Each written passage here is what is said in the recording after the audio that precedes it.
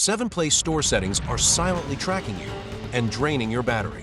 Let's fix them in under 60 seconds. First, open the Play Store, tap your profile picture, then Settings. Number 1. Auto-update apps on mobile data. Constant downloads hurt both privacy and battery. Switch it to Wi-Fi only or turn off. Number 2. Autoplay videos. Those previews track engagement and keep your screen busy. Set it to never autoplay videos. Number 3. Personalized recommendations. These use your usage data. Turn off Use App Install History to personalize.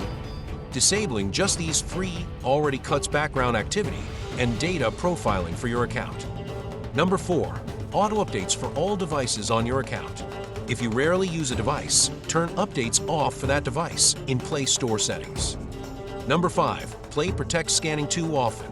Keep Play Protect on, but avoid constantly forcing manual scans. Let it run automatically.